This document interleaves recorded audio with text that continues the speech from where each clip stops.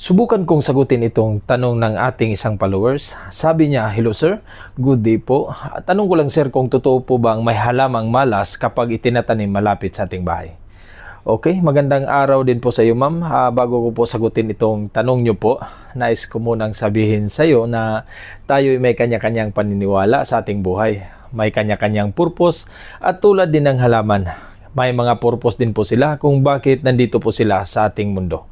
Nang dahil po dito sa katanungan nyo ma'am, sinubukan kong magsaliksik ng mas malalim, kaya wag po kayong kukurap.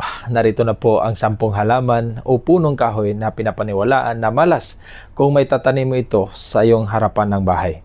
Masasabi ko man na ito'y walang konkretong katibayan, nagmumula lang ito sa kanya-kanyang paniniwala at paniniwala ng ating mga ninuno. Una na dito ang malunggay.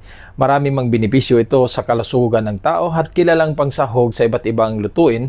Ang malunggay ay may turing na malas kung ito ay nakapwisto sa harapan ng iyong bahay.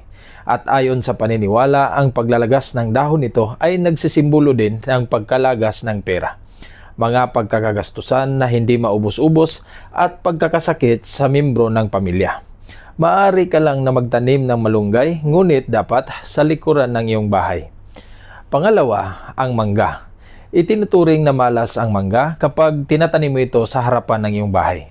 Ang bunga ng mangga ay maasim at ayon sa paniniwala, lahat ng halaman o puno na may maasim na bunga ay hindi dapat itinatanim sa harapan ng bahay dahil tinitirhan daw ito ng mga masasamang elemento.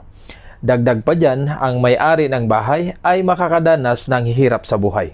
Bukod pa dito, pwede din itong makalikha ng madilim na kapaligiran dahil nga kapag lumaki ang puno ng mangga ay talaga namang napakalabong ang mga dahon nito. At hindi din maganda na ang harapan ng iyong bahay ay may madilim na impresyon dahil ito ay humahatak ng negatibong enerhiya. Pangatlo, ang aratulis. Mansanitas ito sa aming mga Bisaya. I'm sure karamihan sa atin kilala ito o nakatikim na sa bunga nito, lalo na nung kabataan pa natin. Pero alam mo bang may dala pala itong malas, lalo na kapag naging ganap na puno na ito sa harapan ng iyong bahay.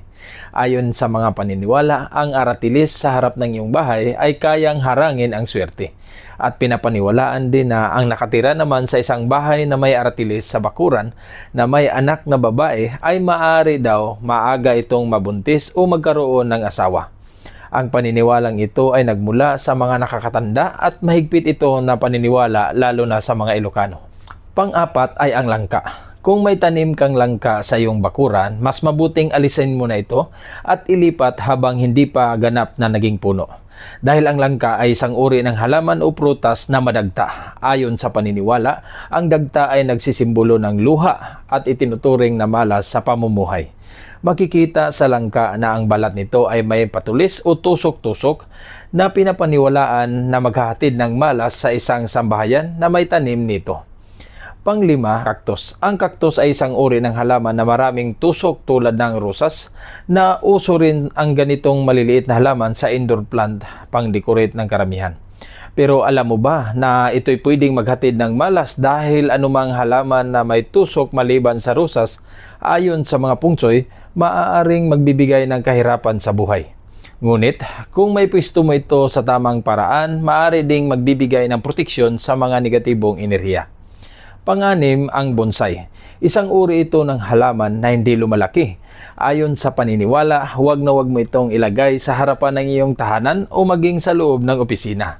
Ang halamang ito ay hindi daw hahatak ng tagumpay ng pera at negosyo.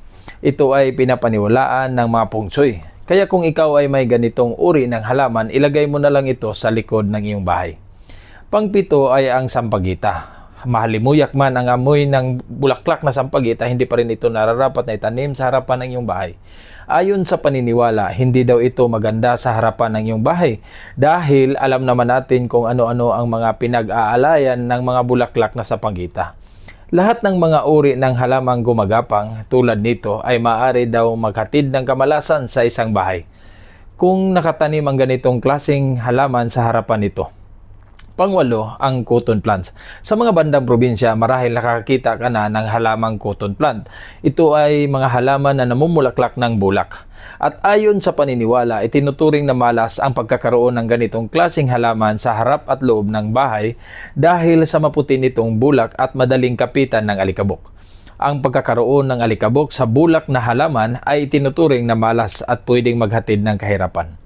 Pangsiyam ay ang bubble plant. Kilala ang bubble plant bilang isang mabisang halamang gamot, ngunit ang pagkakaroon ng ganitong halaman sa harapan ng inyong bahay ay pinapaniwalaan na maaring pumigil sa pagpasok ng swerte at kaginhawaan sa buhay. Dahil pinapaniwalaan na ang bubble plant ay kayang magdala ng problema at away sa loob ng pamamahay ng sinumang may tanim nito sa kanyang bakuran. Pang-10 ang red flowering plant. Ang mga halamang namumulaklak ng kulay pula ay hindi nararapat itanim sa harapan ng inyong bahay. Maliban na lang kung ito ay isang rosas. Pinapaniwalaan na ang mga halamang may matapang na kulay tulad ng pula ay kayang maghatid ng bad luck sa isang sambahayan. Kung gusto mo naman ng ganitong uri ng halaman, ilagay mo na lang sa bandang likuran o sa gilid ng iyong bahay. At sa huli, ulitin ko, ang mga paniniwalang ito ay walang basihan para masabing totoo ang mga ito. Nasa sa atin na lang kung paniwalaan natin o hindi, pero ang sigurado ko dito, wala namang mawawala sa atin. At hanggang dito na lang po tayo. Maraming salamat.